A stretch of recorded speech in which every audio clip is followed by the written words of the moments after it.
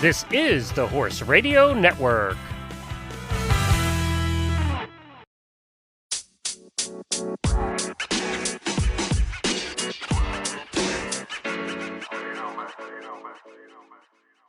Natalie, I'm so excited about this episode. We're on episode 20 already. I know. Shock and awe. Shock and awe. But we have a special guest this episode, as we do tend to do. So I want to say a big welcome to Caitlin Gooch for coming on and having a chat with us. Caitlin, this is very exciting. We're so happy to have you. I'm excited. Applause. This is where we drop the applause sound. Clap, clap, clap, clap, clap. Yay. Well, and so not to toot your horn for you or anything, but like Caitlin and I met at Equitana in 2 years ago when they had Equitana in the United States.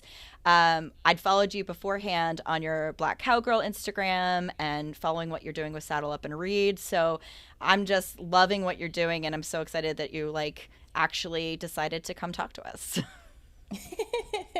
Yeah, I'm excited. I love stuff like this because it feels like, okay, we're going to have a conversation as if we've known each other forever. I know, right? I love it. Well, that's my favorite thing about social media is it has a tendency to bring people together even when you don't see them. So you got to take everything tongue in cheek and kind of with a grain of salt. But social media has some really good pluses. Yeah. Yeah, there's an immediacy to it. You can jump right on something you want to talk about. There's somebody that's willing to talk about it with you. So, I generally want to talk to people at really random times, 10 a.m. and 11 p.m. are kind of my sweet spots. So I can't go out and find people because, again, I live on a dirt track in the woods. And the people I would find if I were to go outside at that time of night would or that time of morning. Honestly, you've been to my farm. Caitlin, I live across from some sort of weird encampment that we can't quite define. It's just sort of like landfill / junkyard / campground there's definitely for itinerants. There's definitely a Bigfoot out there. Maybe. Well, and you live, so tell everybody where do you live? You live on a farm too. Do you have a junkyard? Please no. I hope not. So there, you know what? For decades, maybe centuries, our family has owned this land. But across the street, we have a horse pasture. Behind that horse pasture, oddly enough, is where they had been dumping trash for ever. And it's it's like a farm thing. It's like, hey, we live on a farm. We'll just throw the trash over there. Who goes to the dump? But that has come to an end as we now have to clean it all up because there's development around us. Oh, wow. Well, hopefully your farm isn't going to be affected by the development too much, or? Right now I'm sitting in my kitchen window and I can see the development right here where I'm at.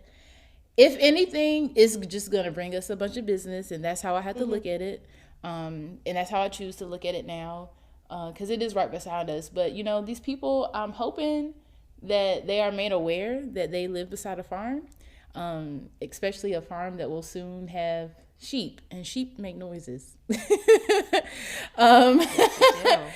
And those sheep will be in my backyard, which will be the backyard to our neighbors. So, yeah.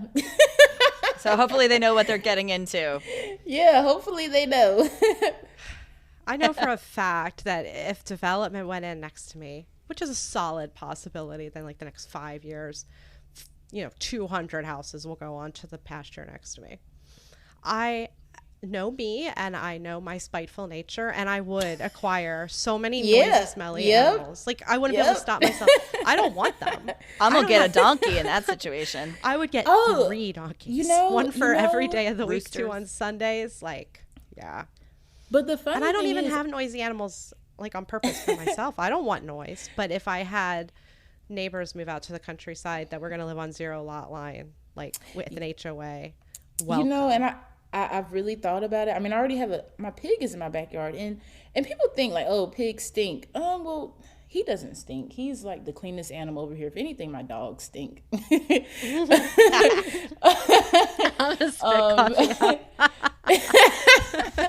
Don't spit on your computer, Natalie. We need you. I turned my head. Yeah, if anything, it's the dogs. But not only do the animals make noise, I make noise. I like to talk to my horses. I make calls when I call my horses. I'm talking to the animals. I'm talking to myself. I have 4 kids. I mean, it's a farm. There's always noise. Yeah, there's always noise when you have kids. Like, there's no such thing as silence. I would have to get like goats and stuff to drown out the neighbors' kids if a whole bunch of suburban Yeah. families I have 3 goats. So it's going to be interesting. It's going to be very interesting. Oh my god. Well, the good news is you're already there. So, like, if they're moving in, they're going to see your farm. And hopefully, what I would be more concerned with is that they'd want to come and play with my animals or touch my animals without my permission. Yeah. And that is something that I've been thinking, like, how do we, because, I mean, we can put up a sign, but as y'all know, I run a nonprofit called Saddle Up and Read to help increase the literacy rates and kids come out and read to my horses. But the literacy rates in America, maybe like 50% of adults don't read past the 8th grade level. So yeah, we could put out signs, but are people going to read them? or do I have to sit outside? Do I have to sit outside? Like, first lesson. Yeah. It is extremely fun to watch the neighbors' children shock themselves on your fence. Okay? Well, that was going to be my suggestion. Was get a sign that says electric fence and turn it on when you're not expecting people. Yeah. And it's like shock therapy. Like, read this or get hurt, right? Yep. Because the sign was there. You were warned. Well, I have a sign on my gate because I have 3 dogs, and one is very territorial. And if you reach your hand over the gate or try to walk in, he will bite you. Oof. Yeah. And so I covered my butt with a sign. But let's be honest, most people just ignore the signs. So Right, because they. But now I'm wondering if that means if they actually can read, right? So, like, let's It not has a assume. picture on it, right? It doesn't have that picture of the scary dog on it. The bad dog sign. Well, the problem is I have 2 dogs that are super cute and friendly. And so people get misled. They're thinking they're so sweet. And then the other one's coming out like, "Row," That's tough luck. Bait and switch every Yeah, time. exactly. Bait and switch every time. But we wouldn't have this problem if people would just, like, ask or just mind their business and keep it moving. I was going to say, mind your business. Or knock on the door, rather than just come in or, I don't know. We had an instance, we live in a really populated area. I don't have a farm like you guys do. Like, I'm not jealous. It's fine. But if people were to drive down the street and touch my horses, like, fuck around and find out. Like, my horse will literally bite your face off. So I'm almost kind of like, let's see what they do. See, that's one reason we feed our horses so many treats. So they'll bite. Right? Bribery. And that's when I go out with Man. So Man is my miniature horse. He is adorable and he has the most amazing hair. And when I go out with him, I do not let anyone touch his face. Like, everybody wants to touch horses' faces. I'm like, y'all, they are prey animals. They don't want you to do that. Like, go for the neck, go for the shoulder. So I say, don't touch his face, and I feed him treats, and that's why I tell him, because I'm like, he's gonna be like, do you have something for me to eat? Because we're gonna nom your fingers. Yeah. My mini is worse about that than my horse, for sure. Like, he doesn't look where his teeth are going. He just grabs my entire hand. I'm like, you're supposed to be tiny and good. But, when I was in Parks Department in New York, everybody wanted to pet our horses on the face, right? And so we had a line, which was, he likes to be patted right here. We would just tap, the triangle on their neck, just like, right here's a good place. So we weren't constantly saying no to people because they're like, the cop said no. We're like, he likes to be patted right here. Well, I mean, I have a biter. Like, Delight is a biter. He's very oral. I taught him to kiss. And so everybody thinks it's hilarious and they want to come up and touch his face. And this is horse people. Like, you think you would know, right? Mm-hmm. And I just want to be like, oh, he doesn't really like strangers. Like, and he doesn't. He doesn't really like strangers in his space. Mm-hmm. So ask him for a kiss. Like, let him come to you if you really want to have the attention, right? And if he says no, he says no. But yeah, you would think even horse people would know better, but we don't. I think I still struggle sometimes with how to approach a horse I don't know. Honestly. Really? Yeah, I kind of walk up and I'm like, huh? Caitlin. That's the thing.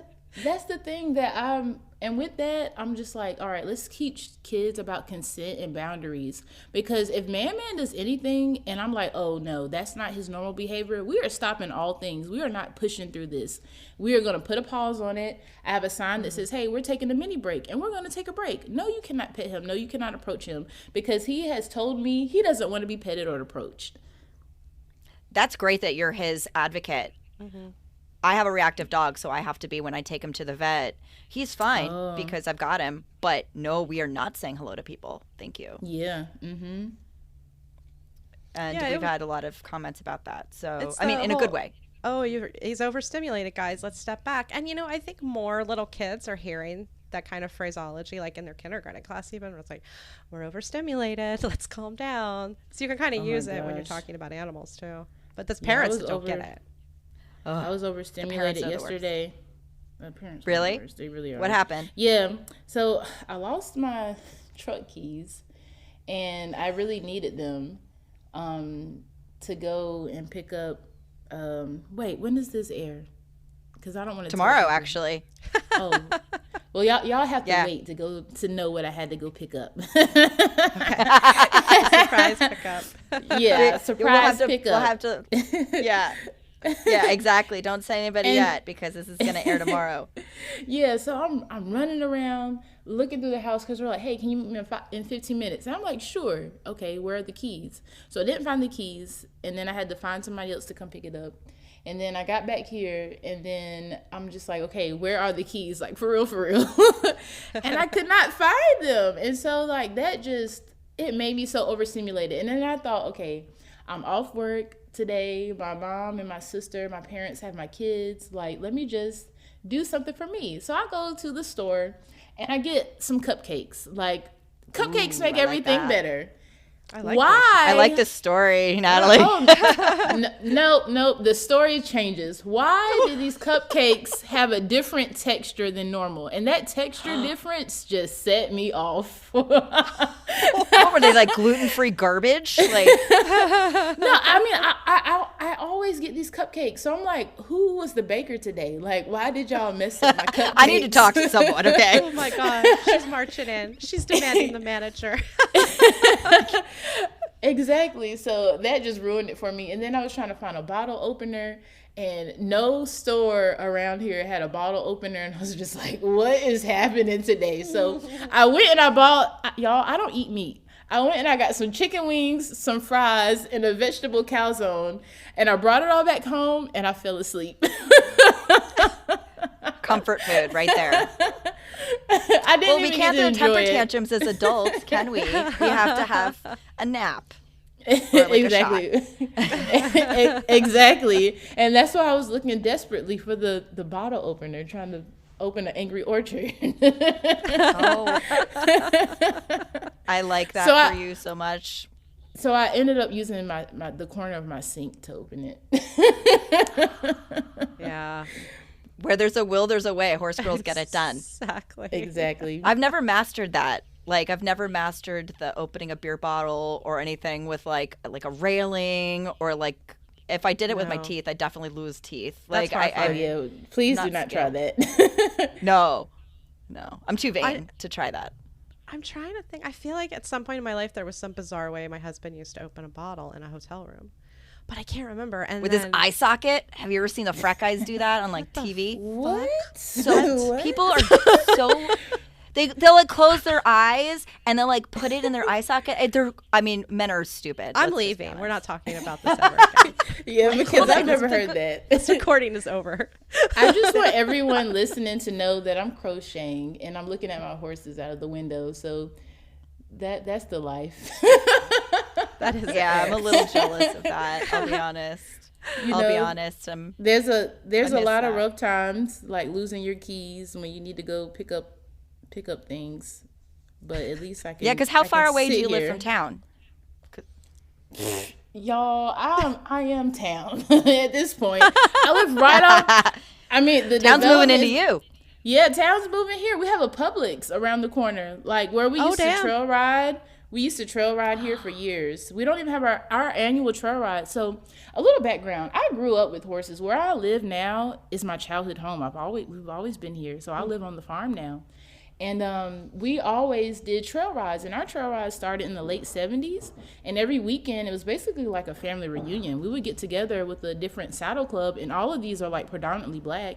And they would host a trail ride for the weekend. Our ride is always the second weekend in September, and it's always here. But my parents, they moved away to, they moved like 25 minutes away, so our trail ride is there now. But yeah, there's the Publix where we used to ride horses. I mean, I live right off the highway. It's a Walmart down the road. I'm 20 minutes from Raleigh. Like I'm no longer, people used to be like, oh, you live all the way out in Egypt. That's no longer the case. Not anymore, you don't. That's no longer the case at all. I mean, and they're building, what are they building over here? I'm going to have a Starbucks soon. There's like a fancy coffee shop over there and all that stuff. Like none of this, we used to just be a town with one stoplight, as they say, one stoplight and one post office. Well, Natalie, I think you're having that now in your town. My town is progressing past that one stoplight for sure. There's two sides to that coin, because I love being 5 minutes from, like good coffee. And for somebody like Caitlin, who actually have people come out to your farm, that means more business for you. So that's a good thing, or more potential, right? But that shoe is dropping ever so slowly. Where the people just keep coming, and the traffic, and like we get a Publix. I think next year we get a Publix, so that sucks because I like our local grocery store that buys meat really cheap from God knows where, so I can like afford decent food. Publix, I can't afford to buy meat at Publix. Oh, that kind of thing. Publix is expensive. I'm sorry, Publix, if so y'all are expensive. listening. I mean, I can get the same box of cereal for $5 cheaper at Walmart. Well, I drive 15 minutes to a Winn-Dixie if we want to talk about the Southern grocery store wars. Oh man, we used to have a Winn-Dixie. We used to have a Piggly Wiggly. We used to have an IGA. I love a Piggly Wiggly. Publix drives those places out of business. I don't know if Publix isn't like lining up to be our sponsor, so I think we can publicly out them as just driving every grocery store out of business. But do we want them as a sponsor? The answer is no, unless we don't. They're giving us free cake, because they do have good cake. But as long as they make maybe it their right, and not cupcakes mess are up good. my cupcakes. That's right. Oh, and don't go into a Greenwise, because they only have like the gluten-free and like vegan cupcakes there, which is unacceptable. Yeah. There's Sorry, if nothing you're wrong going to eat a with cupcake, you want the real thing. I need buttercream. You really do. I need sugar. Yeah. Mm-hmm. I'm only eating it like you sugar. Out of rage or overstimulation. Mm-hmm. Yeah, my go-to used to always just be fries and ice cream. Like that's like the most perfect combination in the world. Yeah, but then I moved. Right? Dip your fries in the ice cream. Yeah. Yes. Do you have a Dairy Queen in your town? Mm-hmm. It's like 15 minutes away. I don't even go there. I just get McDonald's fries and ice cream. Oh, okay. They're vanilla milkshakes, and then are so thick. And then we used to put Kahlua in them and drive around like publicly drinking. See, we don't have a McDonald's, but we do have a Dairy Queen. And that is such an indulgence for me. I'm like, hell yeah, I'm going to Dairy Queen. Yeah, but Dairy Queen has some good fries. They have good fries. See, our Dairy Queens were in such a populated area. Our Dairy Queen only has ice cream now. So, like, I grew up with the Dairy Queen that had the food and the orange julius and, like, all that. But that doesn't exist anymore where I live. It's just ice cream. I know it does. They have My good kids are fried like, stuff. Dairy Queen has food? And I was like, oh, it's so good. They're like, what? I walked to one in Columbus. Talk about packed with people. Like when I was in Columbus for, what was that? Quarter Horse Congress. And I was right in the middle of town, and I walked to a Dairy Queen, and they had chicken tenders, and I was like, chicken tenders. Y'all making me hungry right now. Okay, because it's lunchtime. I'm gonna heat up my chicken wings. That sounds really good. Well, I didn't eat last night. While you're eating your chicken wings, we need to, I want to talk. So, our theme for the day is helmet hair, right? And I love my hair. It's the one thing I'm vain about. It's pretty cool. I could do a lot with it, but I wanted to talk about that because I'm really big on helmet safety, right? I'm a timid rider, and I don't think it's really smart for me or really anybody else, sorry, to not wear a helmet. I think it's really important, especially with, I don't know if you guys heard about this, but one of our big sports medicine vets in New Jersey, she winters in Wellington. She just had a major injury. Her horse got injured, and she got injured as a result and went into a coma and died. And she was wearing a helmet. Yeah. Wow. So, so I wanted to talk about helmets while we're having our lunch here chatting. And I hope you have an Angry Orchard ready for me, because I think it's really important to talk about like helmet safety in general. Now, do y'all wear helmets? Yes. Yep. You. Okay. Yep. So I don't know what kind of thumbnails y'all use, or if you can use it for when you post it. I'll send you a picture of me when I was younger, out here on the farm, just happy as I can be, and I had on a helmet, and I'm pretty sure it's a bicycle helmet. I really don't know. Don't ask me. We can figure it out. But anyway, like I said before, we do trail rides, and my dad, he would not let me ride a horse unless I wear a helmet. Now, when I'm a little kid, okay, cool. But when I started becoming like a teenager, it's like, Dad, this is not cool. This is not the cool thing to do. Like, nobody else is wearing a helmet, only me. But the reason behind that is my dad, before I was born, he had an accident on a horse, and he had to have surgery on his neck. He still has a scar for it. So he was just like, you have to wear a helmet. Like, you're out here riding and you're young. I mean, I started riding when I was 3 years old, even though that's not the age that they say is 7 years old. But when you live on a farm, it's different. So he made me wear a helmet, and then I got in a phase where I didn't wear it, and then I was like, you know what, let me wear this helmet because I have children, I have things I want to do in life, let me be safe. So I started wearing my helmet again, and again, I was the only person wearing one, and it was just like, nobody else is wearing a helmet. And then people, adults, would make comments like, oh, you scared? First of all, I'm not scared of this animal that I've been around my entire life. Like, I've seen some things. I've tussled with a couple of horses. I'm just kidding. Like, I'm not scared. It's just another level of safety. So, yeah, I wear helmets. Hey, listen, accidents happen. It doesn't matter. I mean, if you're riding a bicycle down the street, you could still, come over a rock and tumble down. And so we're riding these animals that are large, and they're prey animals. Anything could happen. You just can't predict it. And that for me is like, okay, I might trust my horses, but you just don't know. It's actually weird to me that the response isn't, I've been around horses a really long time. That's why I wear a helmet. Mm-hmm. You know what I mean? Like, we see and experience so much trauma, like this, and very experienced riders. It seems like Wellington throws us a really awful spill every single winter. I'm not sure what that is. Where and everybody, it's either a polo rider or a dressage rider or somebody always comes to grief, and everybody starts talking about their helmets again. Palm Beach is like that. There's a lot of noise down there. It's very spooky. And I'm just reminded, like, that could be me. That could be me. I ride stupid horses. That could be me. I don't see why more people they don't think with their brain. I don't know. They're like, well, even smart horses can take a stumble, right? Like, yeah, sometimes and you see they just it all the stumble. time. Ben stumbled with me 3 times because I wasn't balancing him properly, and I knew it, and I was trying to balance him, and he was like, no, I'm going to fall on my face. So what? So I could have died. I'm aware of that because I am a good rider. I know that I could have died. You know what I mean? Yep. Yeah, and you are so right about they can take a stumble, like even good horses, well-balanced horses. I had never fallen off a horse until I was an adult. Like, thank you, Lord. I had never fallen off until I was like 24, maybe 25. Dude, that's crazy impressive. That's actually incredible. Thank you very much. And so I fell off because I decided, you know what, I'm going to start riding bareback. So my dad, actually, him and a group of guys from the trail rides, they were like known as the barebackers. They always rode bareback. I never rode bareback. Didn't want to do it. I was like, that's not my thing. But then I was like, you know what, I'm going to be that person. I'm going to ride bareback and tackless. Like, that was my mission. And so I started riding bareback, and we have a track here. My dad built a track in 2007. We have an actual track with the gates and everything on our property. Awesome. And so I'm like, this is beautiful. Let's just run down the track. So we're running down the track bareback. And I'm like, oh, this is so easy. And then I just start sliding to the side. And nothing happened, just your balance just went.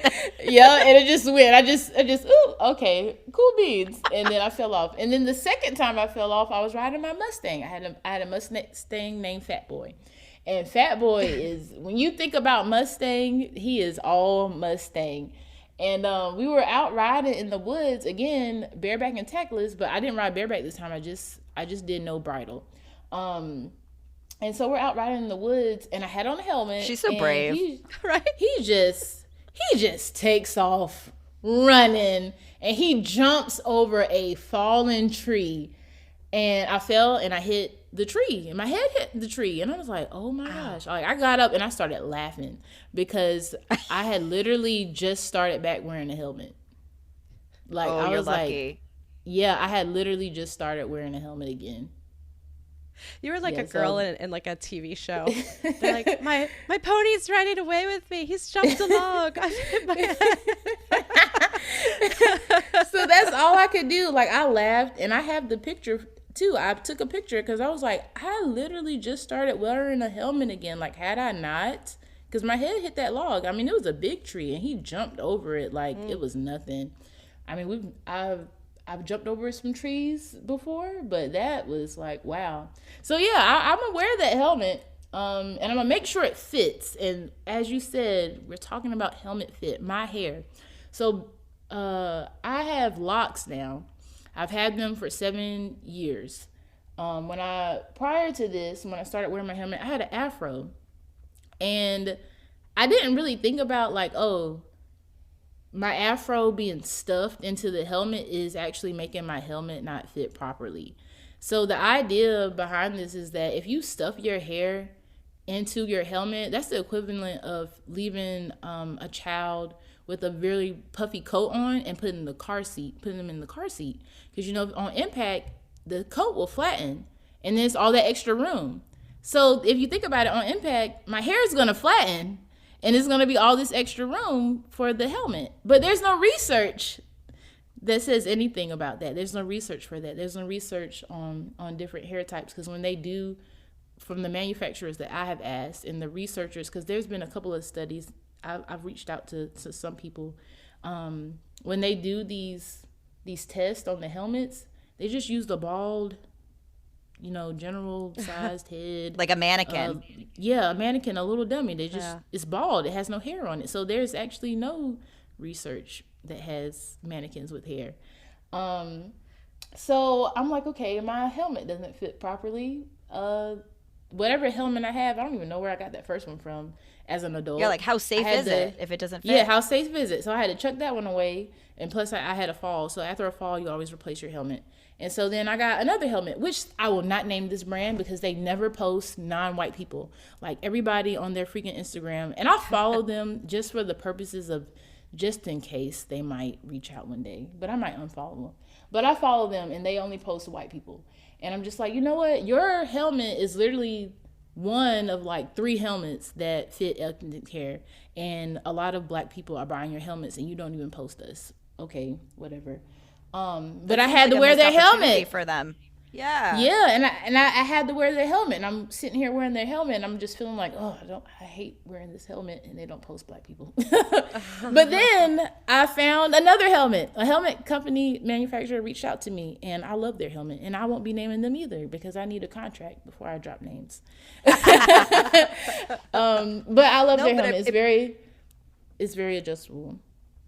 Well, and it brings up a good point, right? Because everybody, right? So I know for me, obviously I'm white, but I know for me, like my hair, my helmet fits differently if my hair is down versus if it's in a ponytail, like, you know, and up, or if I braid it, right?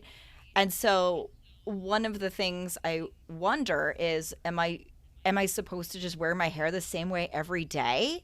Like, and do I have to fit it like that? Like, or why can't I have something that like I can adjust to fit? I think traditionally, yes. The answer was always yes. Your hair needs to be the same when you try that helmet on. Right. It's so steeped in tradition. Let me tell you. Remember 3 weeks ago, my hair went all the way down to my butt and I wore it in a braid. And then like I just got, I don't know, 2 feet cut off. My helmet fits so much better now. I'm so embarrassed to say, because my hair was, you know, just past my shoulders when I got that helmet. And then I didn't get my hair cut for 3 years because I hate getting haircuts. And I didn't really notice how much looser my helmet was getting with my hair pulled into a tight braid.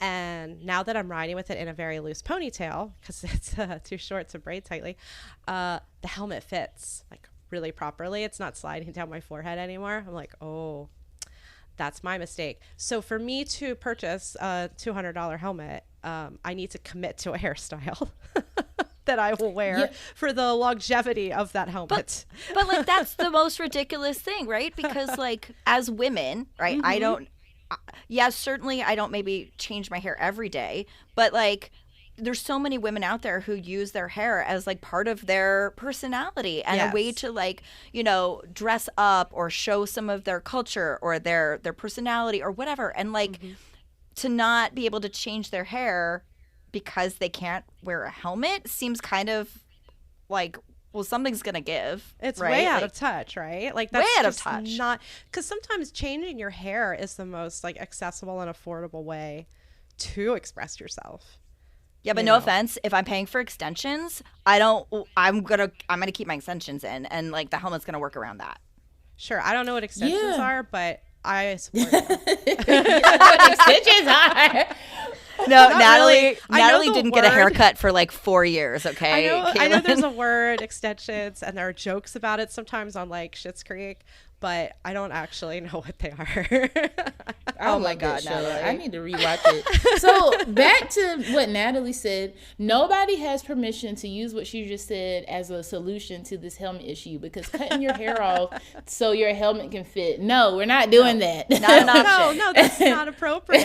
I told that story as an example of how stupid it is. Yes, just to clarify. Super smooth, fine, flat, blonde hair. So I have like the most basic, boring hair imaginable. It doesn't do anything. And yet there was still a noticeable change when I changed the length of it and how my helmet fit. So that means it matters to everybody. Yeah. And to put it in perspective, because I realized, like, I mean, I don't argue with people in comments. Air that's a deep dark hole. Yeah, and I mean, I'm being shared everywhere. Like it's a long list, and don't read the comments. Never read the comments if it's about you. You never read the comments, but I do it because I'm brave. But anyway, or a masochist. But you got to know what you're fighting. But you got to know what you're fighting because you're trying to educate people.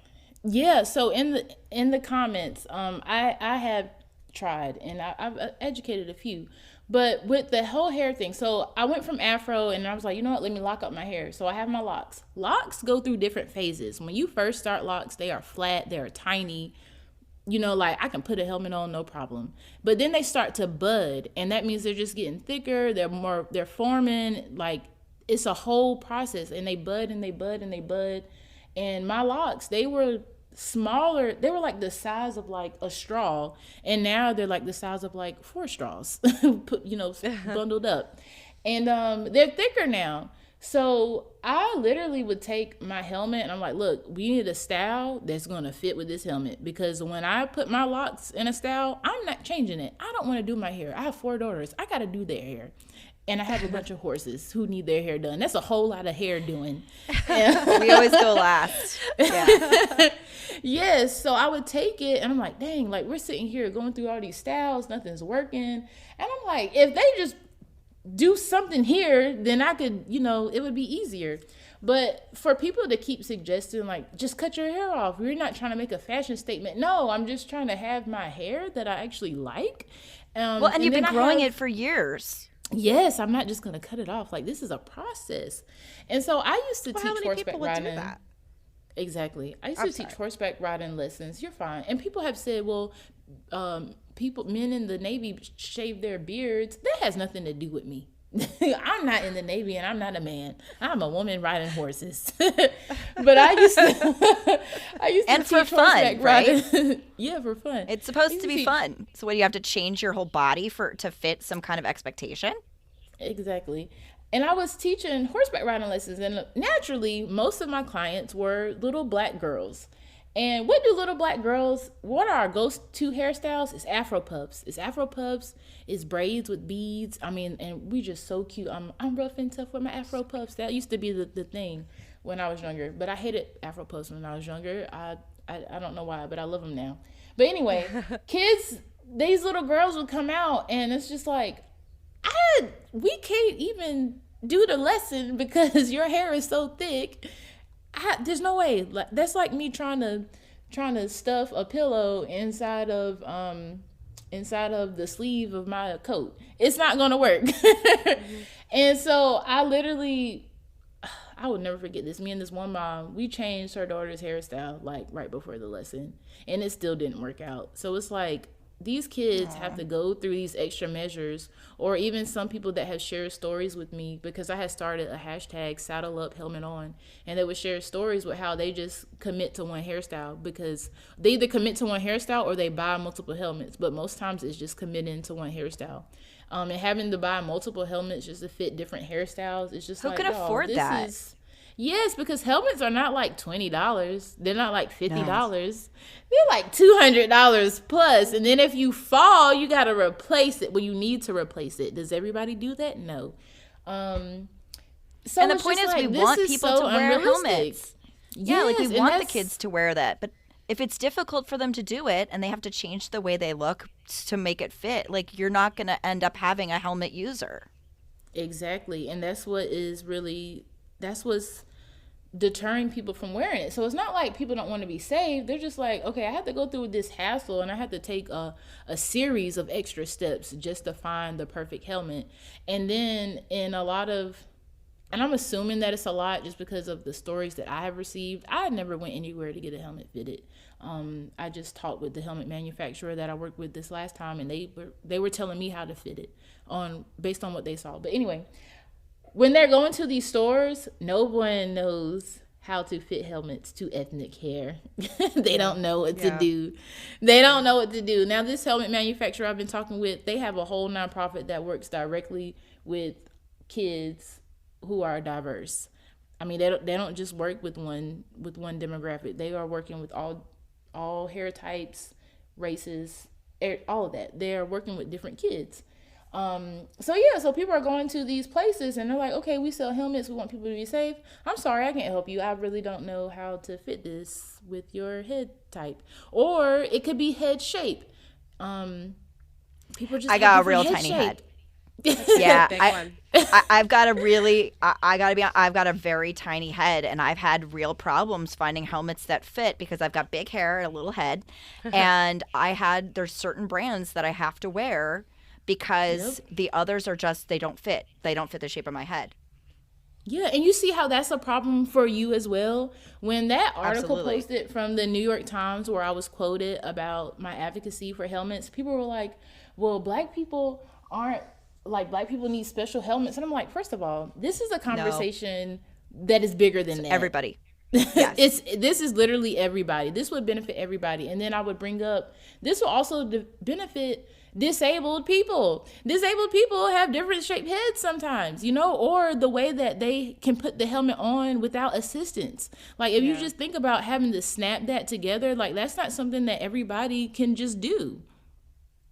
Or even my daughter has trouble doing it.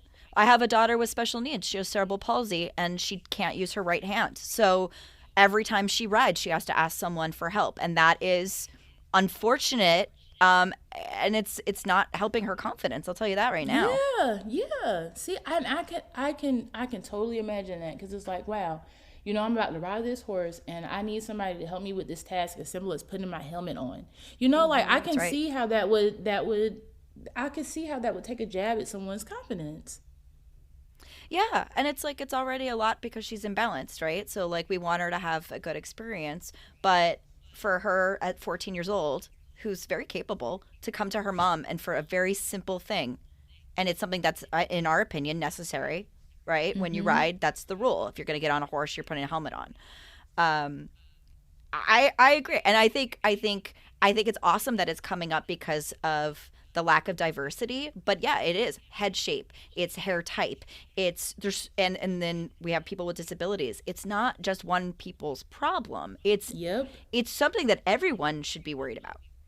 I think that it kind of brings to a head the way we need to talk about horses as amateurs, which is that we have to find ways to fit horses into our lives. You know what I mean? Like that so many of us have other things and other responsibilities and expenses and personal situations and what have you. Things like we need to be able to change the way we do our hair, or our children want to change their hairstyles, to look great at school, not just to look like to be able to wear a helmet in one riding lesson a week. You know what I mean? It's just one more thing where it's like the expectation that if you want to ride horses, it has to be like literally your entire life is untenable, really, in the culture that we've got right now. We have to work, we have to go to school, we have to commute, we have to do all of these extra things. And so, yeah, we kind of have to find different ways that we fit horses into our lives instead of fitting our lives just around our horses. Yeah, I think that's a great thing. And like, why is it this sport? Because if you look at football, you look at other sports where they've already had like adaptive helmets or helmets that are different shapes or different things like that, or have different liners. Let's think outside the box a little bit. Like sometimes the equestrian world is so steeped in tradition that we're holding ourselves back. It literally costs nothing to just be kind to other people. Like, even if you don't got a kind bone in your body, you could just shut your mouth. Well, and that's it. And like why can't we use horses to bring us all together? Because my experiences are different than Natalie's experiences and are different than your experiences, but we're all united because of one common theme, and that's horses. And that's the thing that like we can use as a basis to learn and grow and become better. Yeah.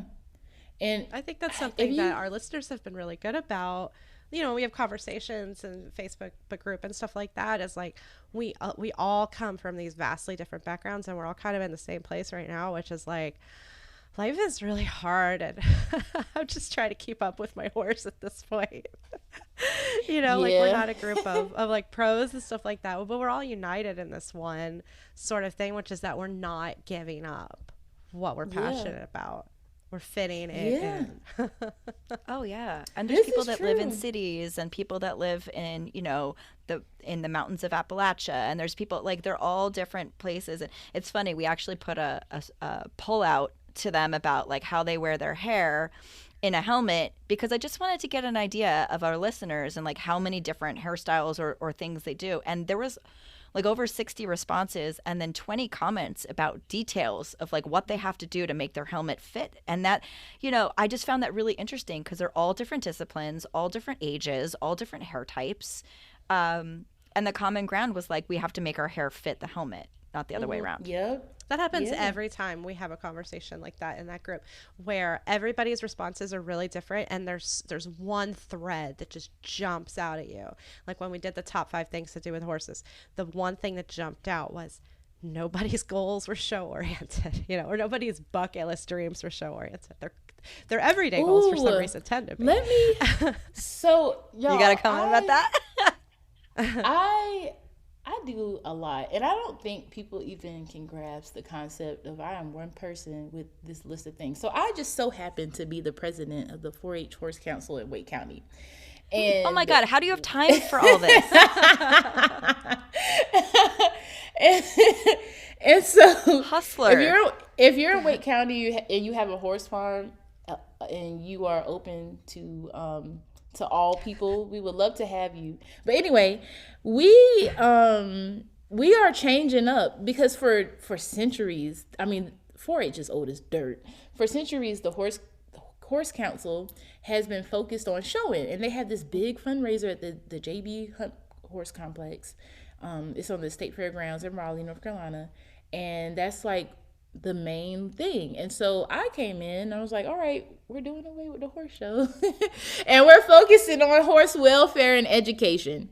And why are we doing that?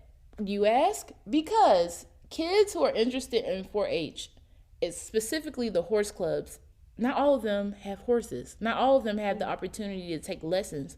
And what I didn't realize is that at a lot of these barns, you have to take lessons with them in order to do shows. So a lot of kids are not doing that. Like, that's not the demographic. And we're leaving out an entire demographic of children by focusing on horse shows. So now that's what we're focusing on. And we're like, all right, let's teach these kids how to be responsible horse owners. Because one day they might have horses. And then thinking about long term, North Carolina, we have so much development. As I said before, there's a development right beside us. What are we going to do with our horses? You know, like, this development coming in means I have less pasture room. Are we going to end up like how they do it out in California? You know, they have how they have the horses set up. Like, what are we going to do? We have to think about those things, and we have to teach it to these kids because they're going to grow up taking care of the horses. So yeah, everything is not show based. I didn't do shows. I did trail rides. I did rodeos, and that stuff. You know, our trail rides, it was literally in somebody's backyard. You know, like, they lived there with their horses. God, that's like my dream. and that is something that shocked me when I would tell people that. They're like, wait, what? Like, yeah, we go to trail rides where people already have their horses and they also live there. You know, it's not like, it's not people with the equine facility and everybody has their horses. No, this is a black saddle club, and this is where they live. This is where most of the black cowboys and cowgirls in the area keep their horses. Like, it was something like that. So yeah, everything is not centered around shows, and the way people talk about shows, I wouldn't even want to participate in one because it sounds so exhausting. Like, I'm used to trail rides. It is exhausting. It's one of the reasons I stopped riding when I was a teenager. Is like, it was the show life kind of was exhausting and anxiety inducing. But yeah, I'm it's not funny knocking anybody that does that. It just sounds woo. And it's, I always say, like, some people that are listeners here, they love to show, but that's not necessarily their life, right? Like, it's how they achieve goals and things like that. But at the end of the day, do what you want. But there's so many books and podcasts and movies, and all of them relate to showing, right? Yeah. But there's so much more to horses than that. Yeah, sometimes when I'm riding, I think about showing is so strange. It's like, okay, so here is $50. I am going to ride a couple of circles and some transitions, and then I want you to rip me apart. Just shred me. But don't be too mean because I'll cry, and I want a ribbon because I'm better than her. But don't tell her I said I'm better than her because we're supposed to be friends. It's just all young adults, very young adults. Yeah, that is not my experiences, and that's not how I want to introduce kids to horses. Like, over here, when kids come, personally, we do a lot of learn by doing. Like, I will tell you the basics. I will tell you, don't you put your fingers in their mouth. Like, don't do this and don't do that. No running, no screaming. Other than that, we're going to just learn by doing. We're going to walk out here, and you're going to help me with my chores. You can observe me. Like, we're going to actually do stuff. Life lessons. Yeah, life lessons. But, I don't get to talk about my horses a lot when I'm being interviewed. Everybody wants to know, like, about Saddle Up and Read. But I have 8 horses. And do not ask me all of their names because for some reason I keep forgetting all of them. But I have 8 do you still horses. have Fat Boy, though? Do you still have Fat Boy? I do not. Unfortunately, horses do this thing where they colic and die. And he colicked and he died. Goddamn. Exactly. Like, that. Yeah, but I love that name. Yes, he was a fat boy. But I have 8 horses, and they are all so different. And when I'm out here, because I grew up with horses. I grew up with a lot of the horses that we still have. My childhood horse, she died 2 years ago. Like, I had that horse my entire life. I mean, she lived a long life with me. We lived a long life together. Like, hey, we were talking about our favorite breeches. I'm a big fan of comfort over everything. And one of my favorite breeches that I wear is the jogger breech from Redingote Equestrian. It feels like I'm wearing sweatpants, but looks like a breech.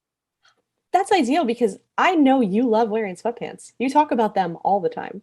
I live in sweatpants. Thanks for noticing. But when I show up in the barn in these, people actually ask me, "Oh my gosh, where are you going?"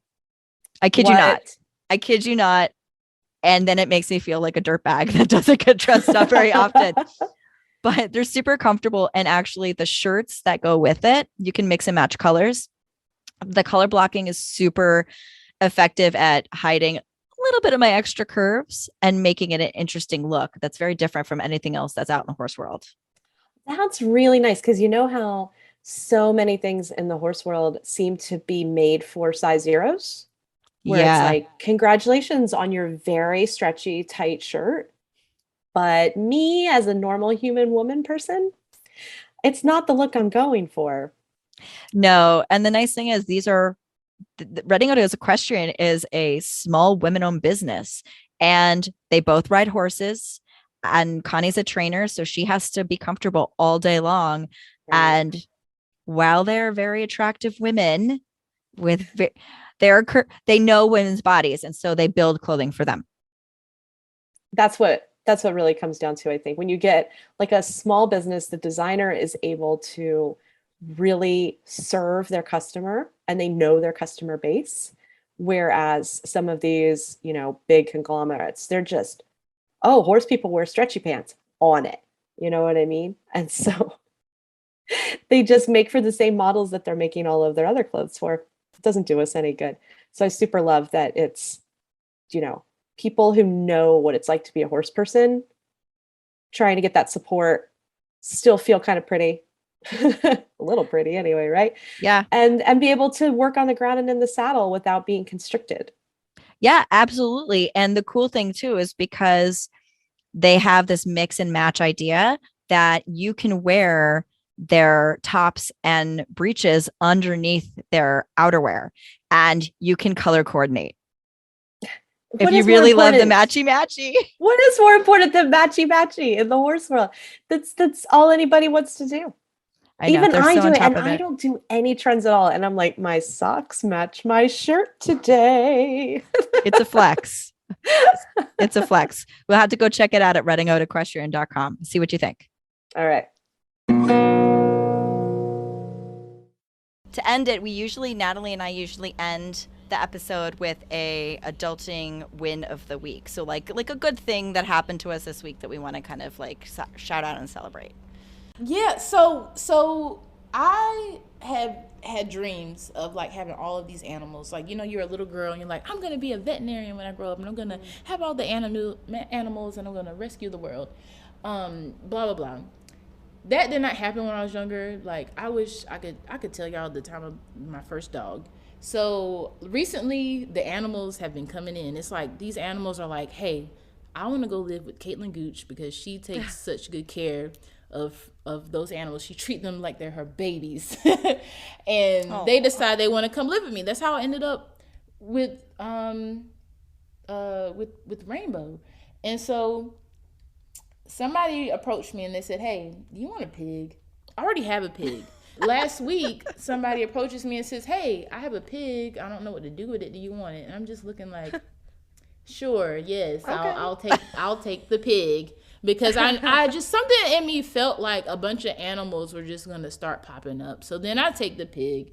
And now I have 2 pigs. And so we have Pig that's in my backyard. And then Pig Girl, she's at the farm. And Inspired.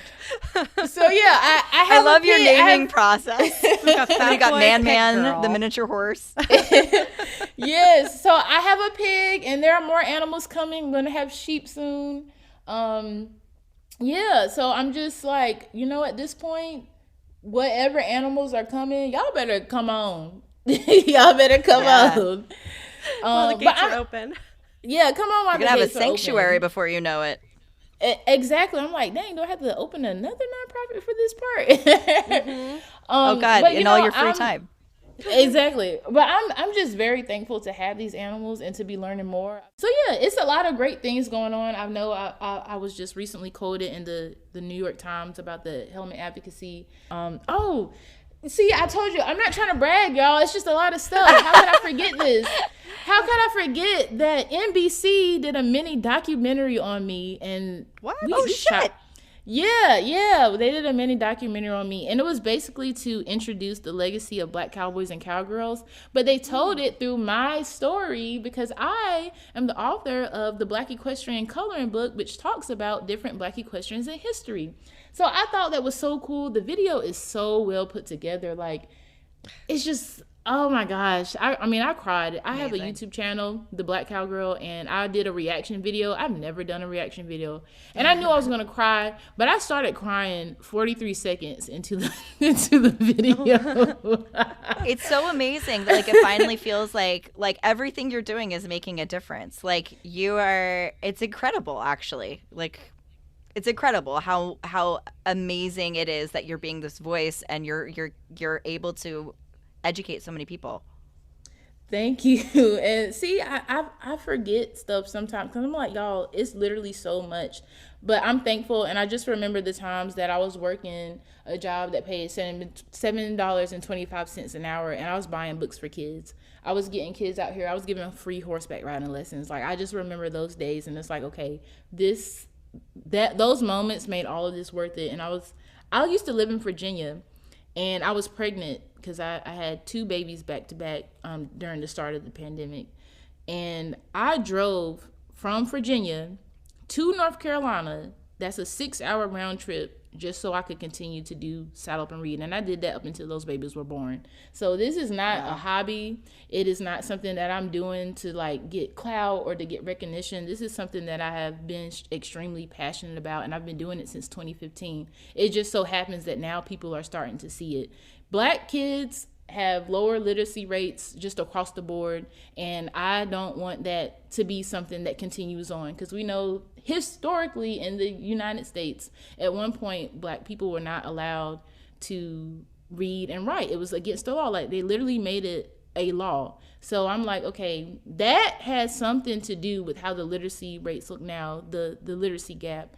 And I have horses, and I'm like, all right, y'all come read to these horses. Y'all come and do activities with these horses. Y'all come and learn about these horses, and let's read. Let's find books that you like to read. Let's make reading fun. Because if you're not reading today, you're not going to do it in the future. You're just not. And it statistically is proven that by the 3rd grade, if a child is not reading proficiently, they will never get back on track. So imagine how much work you would have to do after that, and they're just passing kids along. I did not know this until maybe a few years ago. I graduated high school with people that did not know how to read. So that is not something that I want to continue in the future. So this is something I'm extremely passionate about. On April 15th, we are having our very first community day.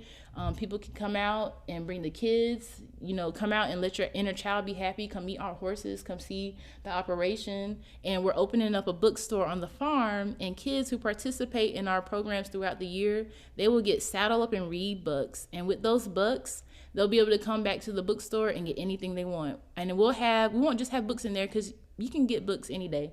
But Starbucks and Nightdale, they donated like these really cute cups to us. Other local businesses will be donating stuff. We'll have Saddle Up and Read merch in there. And we're gonna do whatever we can to get kids to read. If we gotta bribe them with things, I don't even care. As long as they're reading and we're on track. It's called positive reinforcement. Yeah, positive reinforcement. There you go. Heather Natalie knows all Heather about Wallace of the Adulting Horses podcast. I would like a bookstore farm. Can we put that in we need more sponsors, plan, Natalie. Please? I want a bookstore farm, like, really, really badly. That is so amazing. That sounds, yeah. Natalie is a big book nerd. Bookstores are like, she's written basically half of them. I know a woman in Southwest Florida who uses a literacy program as part of her thoroughbred rehabilitation nonprofit. Ooh. So, and she reminds me so much of you, because I was thinking of her earlier when you were talking about your how your riding lessons or your horse lessons, like you teach horsemanship, because that's what she does too. Like she gets these off-track thoroughbreds in, and she brings kids in and they like teach the horses to go through sprinklers, and they learn to ride like with halters and bareback. Like everything that she does is so not like the traditional riding lessons, a horse show pipeline. And she manages in an explosively suburban area where you know, everything is getting developed at this outrageous rate, and she continues to be able to bring in these thoroughbreds and not just rehab them, but absolutely bomb-proof them through the way that she and these kids play with them nonstop and take them places, take them to malls, and they do the read to the thoroughbreds kind of things. And then the horses are dead broke and easy to adopt out.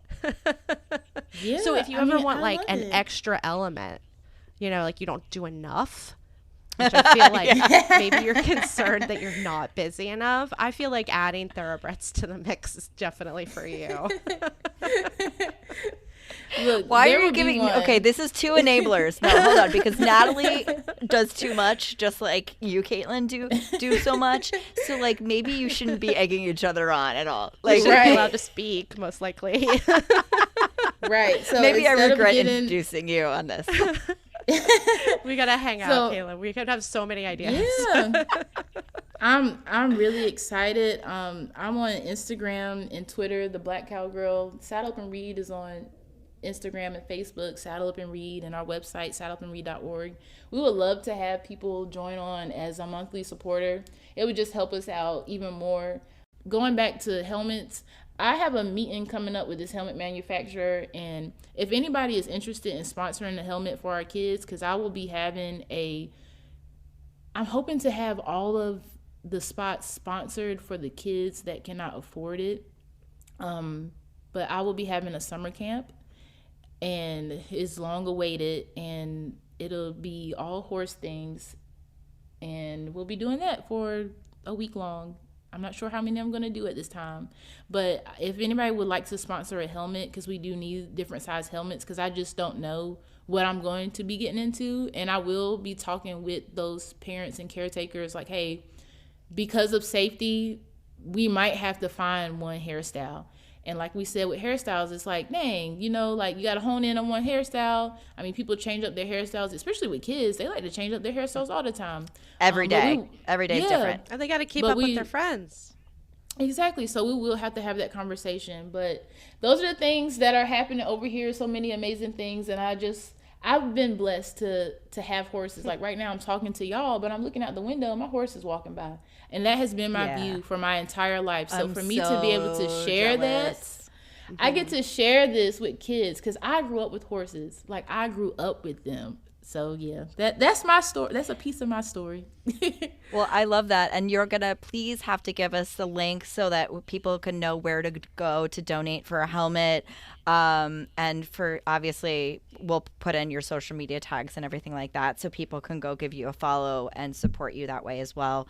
It has been an absolute pleasure having you on. I haven't seen you in a couple years, and you've had so much going on that I really appreciate you taking the time to talk to like little old us. Yeah, seriously. Like, I'm no sold out of breath. Absolutely. I love this.